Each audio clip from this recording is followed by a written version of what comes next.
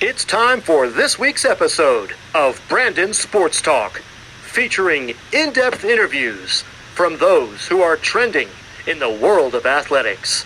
And now, here's the host of Brandon Sports Talk, Brandon Pate.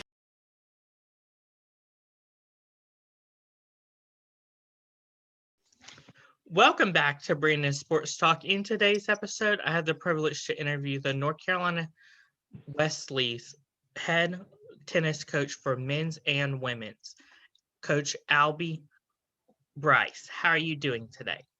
I'm doing great. How about you, Brandon? I'm doing good. Can you talk about how you got started in coaching? Yeah, it's really interesting. I grew up as a just a lover of love playing sports, being a part of sports, watching sports, and so after playing in college and playing tournaments and all of that, I had the great privilege to become like an assistant tennis professional at a local club. And while I was there, I was exposed to some really bright minds when it comes to coaching, and they allowed me to start teaching young kids, adults, and so that was where my first somewhat entry level position happened, and that's where I began to really develop my own philosophy, coaching style. And so I did that for several years. And then as I advanced, owning my own tennis club, working with more and more advanced players through the years. And then after a while, I somewhat walked away from tennis. I went to do a graduate degree in religious studies.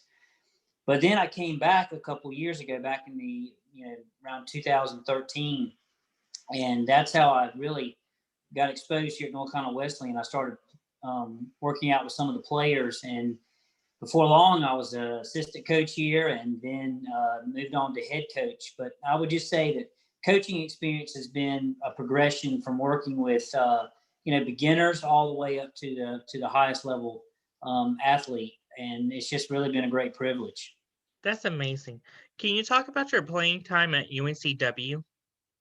Yeah, sure. So what's interesting about that, Brandon, is I was like yourself, just a big lover of sports. So I grew up in the 80s, and in the 80s in North Carolina, it was all about the ACC. It was about basketball. It was about football. And so I grew up in the neighborhood playing basketball, playing football, playing baseball. That's what I did. And when I got to be about 15 years old, I realized that, I love sports, but those areas to really move on to the next level, I didn't know if that was going to be the case. And friend exposed me to the game of tennis. And then my father started taking me out all the time and playing. And my dad, I really have to give him most of the credit because he spent a lot of time with me on the tennis court. And so about 14, 15 years old, I just fell in love with the game. Watched it, read about it. Of course, there was no YouTube at that time, no internet. So everything I learned from reading magazines and watching matches when they came on television. But between my father and at 15 being exposed, that's how I began to play. And so what happened is that I feel like I advanced pretty well in my high school years. Grew up in a great tennis town, had a great tennis team, great high school coach. Had the opportunity to go play at UNCW. Well, UNCW was a Division I school, and so the issue there was quite a few players on the team that were well seasoned, had great experience, been playing since they were very young. So my first couple of years was all about learning the game. Also experienced an injury my first year, which made me a redshirt. So that all to say, my time at UNCW was a big learning curve. I mean, I had to learn how to play at a high level. I had to learn how to be a great teammate. I had to learn how to wait out my time to see when I could actually start or play.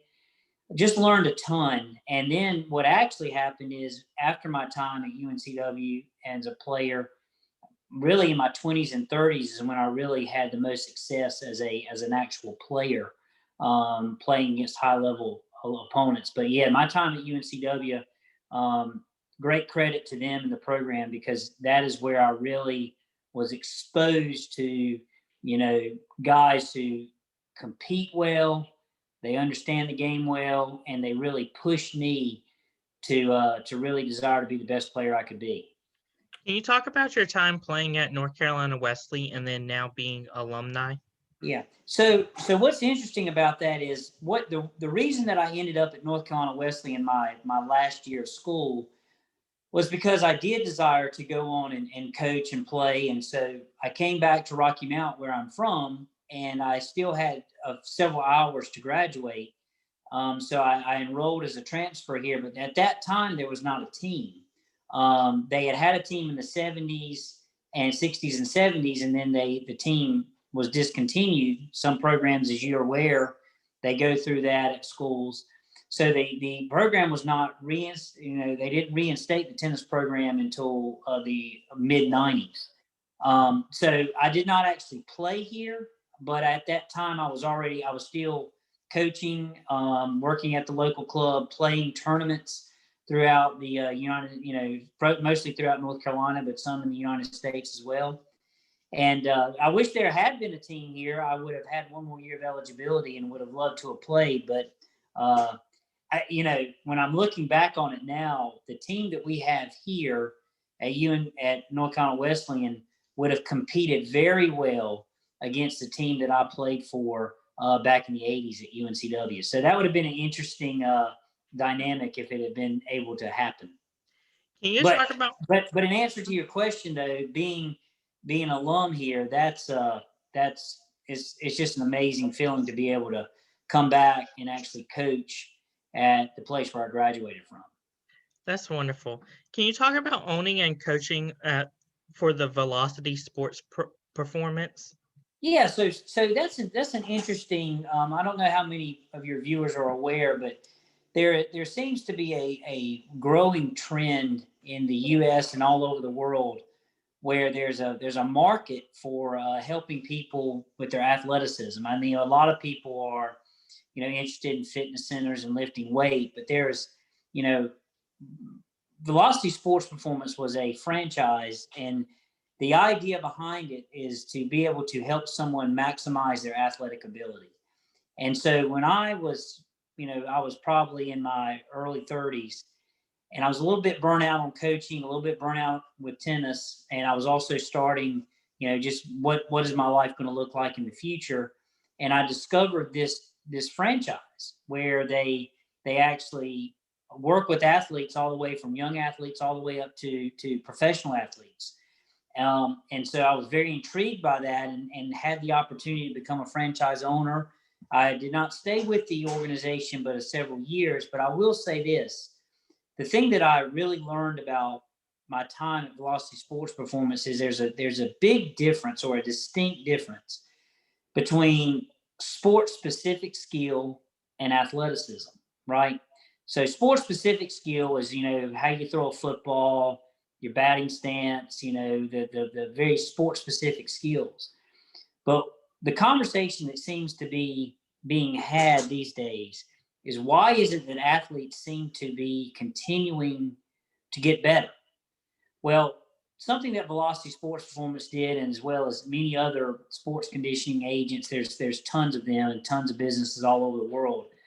What they're doing is they're unlocking what the human body's capable of. Speed, power, flexibility, all of these things are becoming essential to high-level athletics. I mean, if you think about it, like if you were to watch the NFL Combine, for example, one of the things that everybody's going to watch on ESPN that night is they're going to see how these athletes ran the 40. What was their 40 time?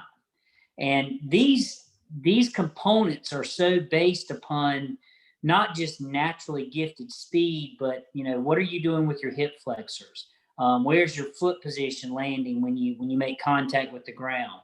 What angle is your body in as you begin to get into your 40? And then not only that, but just energy system development. All of these key components that really help an athlete maximize their ability. So my time with Velocity, though it was only several years, I learned an incredible amount from a lot of great minds in major athletics about what it really takes to maximize athletic potential. And so that has been it's really been a nice part of my time coaching at North Carolina Wesleyan, because I've been able to translate a lot of those things that I learned into helping my athletes that play for me now.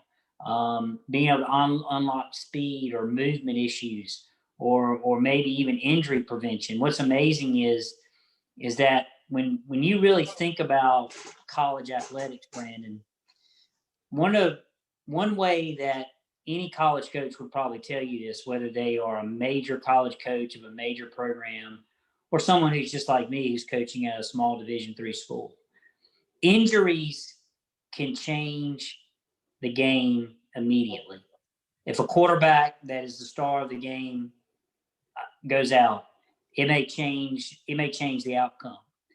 And so for us, and one of the things that I learned with my time with Velocity is how important it is to prepare the body, to put the body in a position where it can be durable, it can last a full season, it can withstand where are mechanical issues that might be contributing to a knee injury or a nagging knee pain, or just those are just great examples of how Velocity was able to just really enrich me as far as moving forward and helping athletes just maximize their ability.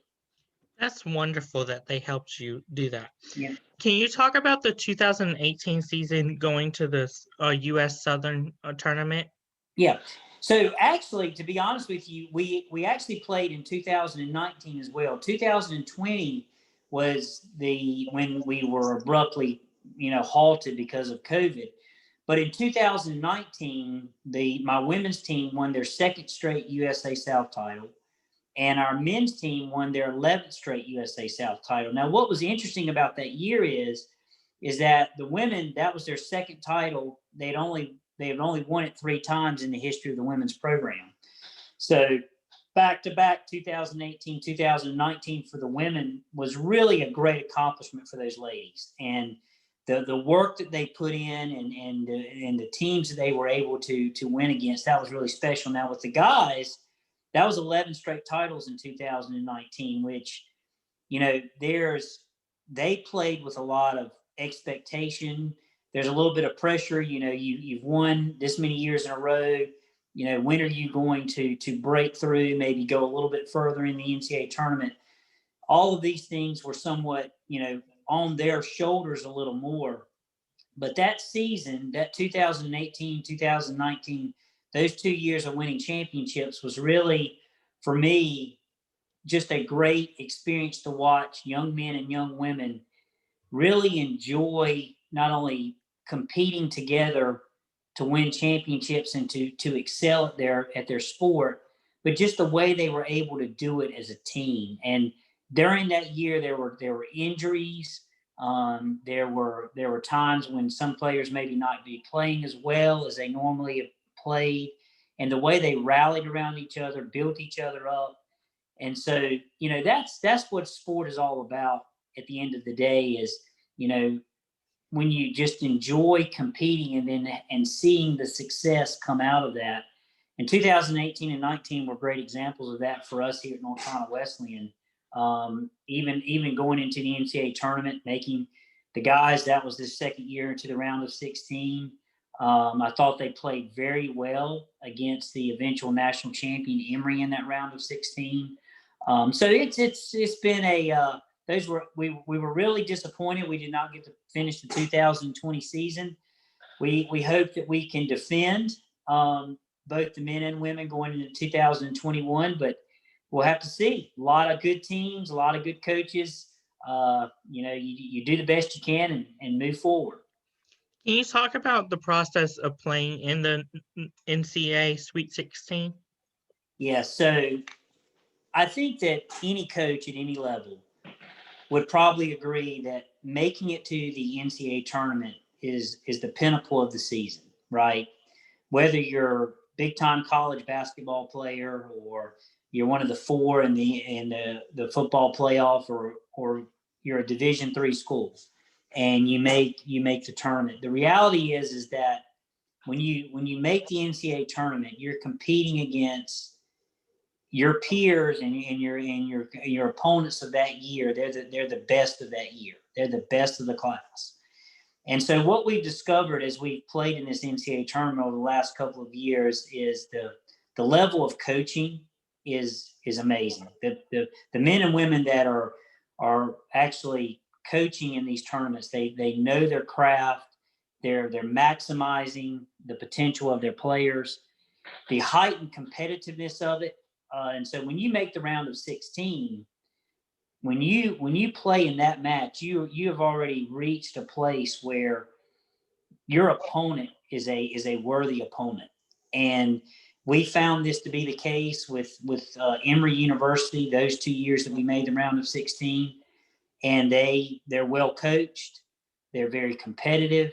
Their players are high-level players. And, we learned a lot about ourselves. We learned a lot about where we would like to be. We want to win that round and go on to the round of 8. And so it's a great educational experience, but it's also just a great lifetime experience.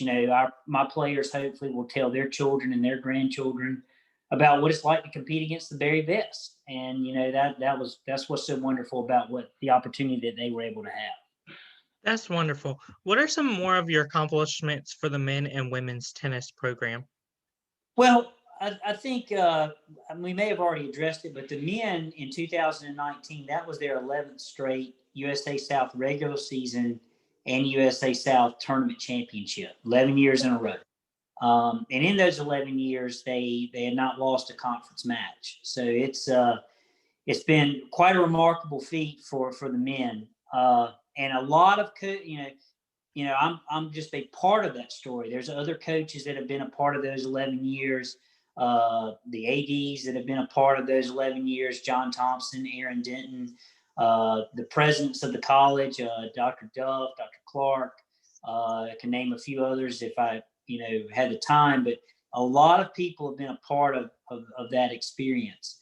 And, so it's a really neat thing. So those championships and winning them for the USA South is just I guess for the players, it all of a sudden becomes, an expectation too, as well, as that we want to strive to be the best we can be every single year. So to me, it's more of a measure each year of where we would like to be. And I will tell my players this, and I think you've probably heard this from other coaches. I'm actually stealing it from other great minds when it comes to this, but every season is a new season and every team's a new team.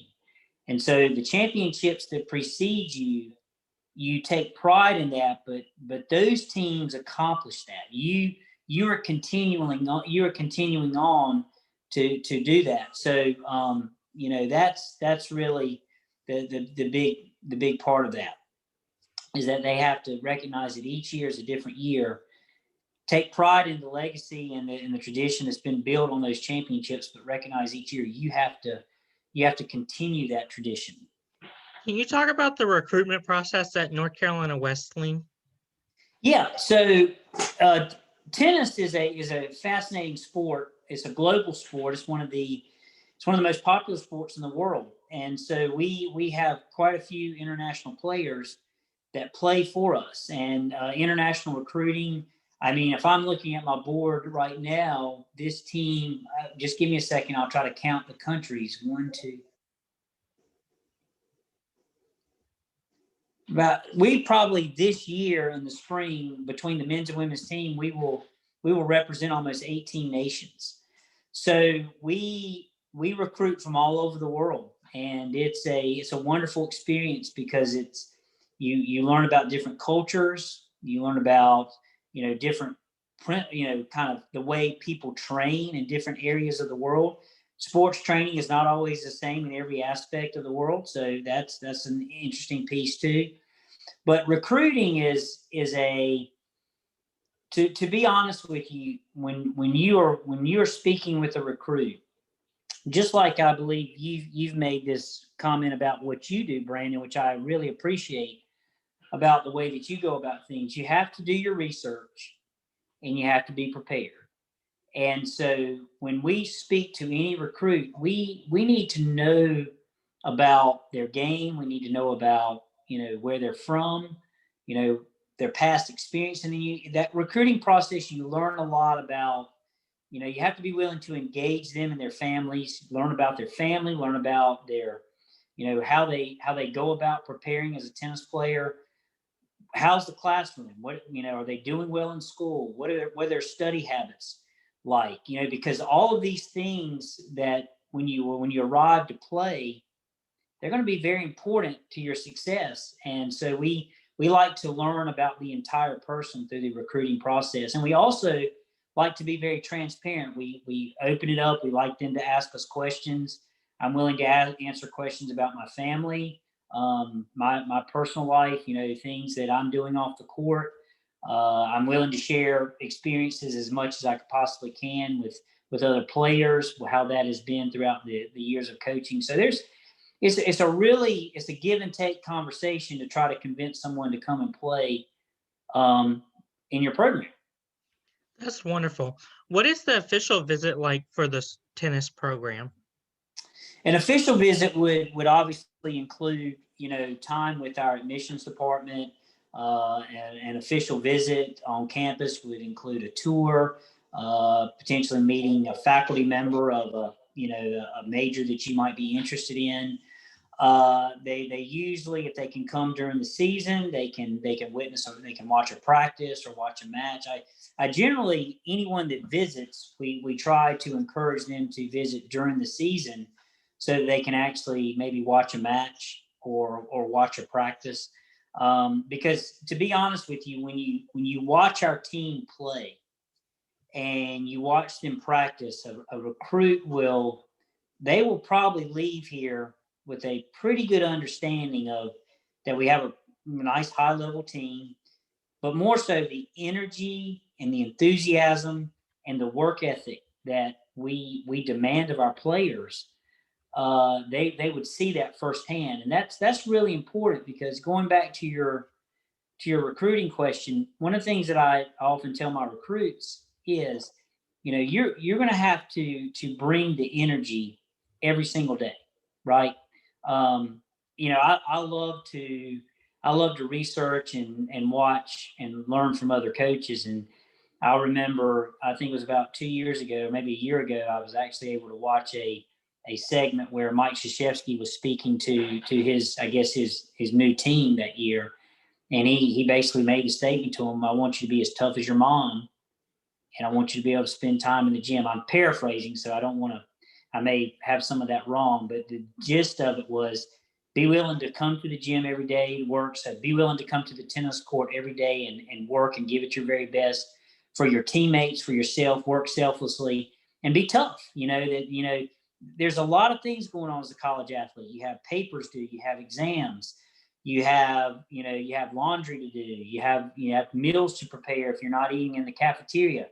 And these can easily become excuses for players. They can, particularly if they're not doing well, or they feel like they want to be able to make an excuse for why they were not practicing well that day. And the message needs to be, hey, to that player visiting, you need to bring it every single day.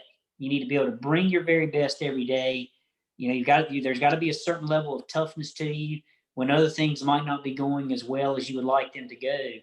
And remember that the effort that you bring helps the team, and it might actually really enhance the level of the other teammates. And if you really want the best to be brought out in you, you've got a desire to bring the best out in others. And so when you add those ingredients to a team practice or a match, if a recruit sees that, not only can they get excited about your program, but they also leave with I believe they're really in tune and understand what that expectation is going to be if they're going to play tennis for North Carolina Wesleyan College.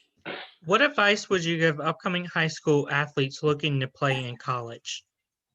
Yeah, that's a really great question, Brandon. And there's a lot of components to that I think are important. First and foremost, I would say, when I'm recruiting and my assistant, when we recruit, and I think this is also the sentiment of the North Carolina Wesleyan athletic program, we're recruiting the entire person.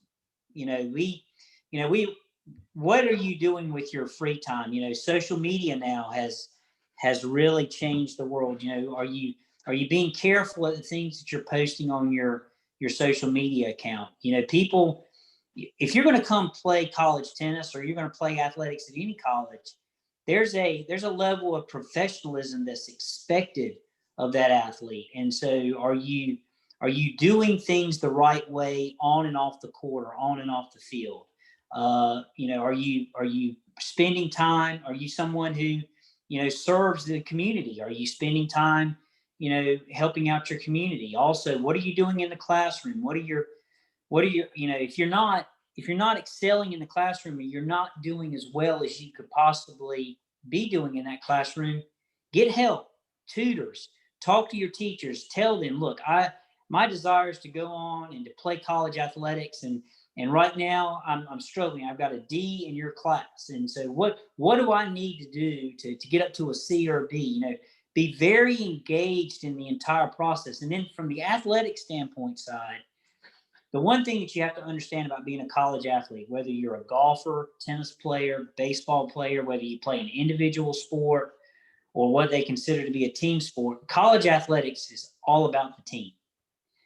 And the one thing that you must somewhat get off your shoulders before you even arrive is the idea that I'm going to put my teammates before myself, right? Can you really be selfless when it comes to being a part of the program? Because the fact is that if you enter into it just about yourself, you're not going to gain everything you can out of that 4 years, and you're not going to be able to give everything to your teammates over those 4 years. So what I would say is really, really think about how you can make others better as you're preparing and training.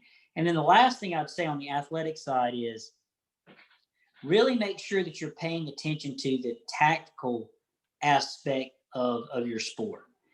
I really have seen this going back to coaching privately, working with Velocity as a player, and then doing this as well. Too many times we focus solely on the technical aspect of the game, right?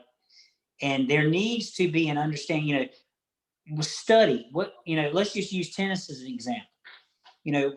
What makes Rafael Nadal such a great player is not just his physical presence and his physical ability, but just the way that he thinks his way through a match. He recognizes patterns. He initiates patterns in those matches. And just like a football coach designing a game plan to win against a high-level team, more and more players, we need to see them enter that freshman year of college athletics already priming the pump, really thinking well, developing a wonderful IQ when it comes to your sport. Study it, learn it. And to be honest with you, and this is the one thing I would tell a recruit, there's really no excuse. When I was growing up in the 80s, we didn't have the access to what we have now. And these players can study. Like, for instance, one of my players, if they want to learn how Roger Federer hits a backhand, they can go online and see tons of videos of him training. So, really learn your craft and show up a sponge. Learn from your teammates, learn from your seniors, learn from your juniors. That is what I would tell that high school athlete. Those are the pieces that you really got to get ingrained in your being before you move on to that next level. That's wonderful advice. What advice would you give upcoming coaches looking to get into coaching in college tennis? Yeah, coaching is such a rewarding vocation. And I think, Brandon, you would agree with me, sports is just exciting. And being a part of it, any way that you can be a part of it, particularly when you love it, that's what it's all about. And so I'm going to use you as an example. I think that the way that you have found a way to contribute to sports through your, photography business, through your study of the game, how you helped your high school teams through your years, first of all, that passion and that drive have to be there, right? And that passion and drive, if it's there, then my next bit of advice would be study. Like you say, do your research, learn your craft, learn your game. And I would say study, but also surround yourself with other men and women coaches that, can help you. I cannot tell you how many people I have learned from in the coaching business. Right here at North Carolina Wesleyan, we have great coaches who, I'll use my assistant coach, Matt Rowe. I learned so much from him. Our basketball coach, John Thompson, I've learned a tremendous amount from him.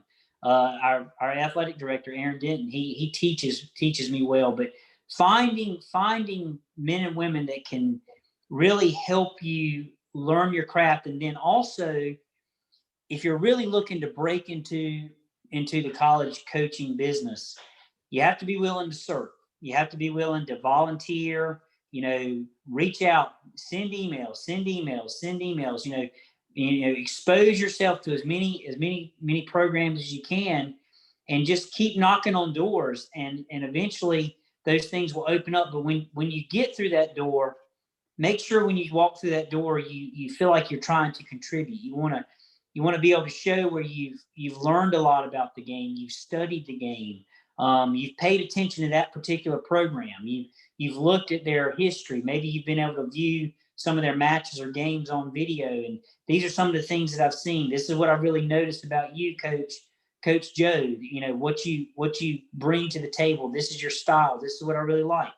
When you have those pieces as you're trying to break into the industry, that's where you're going to find success. But again, love it. Passion, persistence. Be persistent, and those doors will open. Great advice. Where can my listeners find you at on social media along with the program at? Let's see, we have Instagram, and we most of our players follow us on Instagram, but you can go to our NC Wesleyan Athletics site. The NC Wesleyan Athletics site lists all our social media platforms.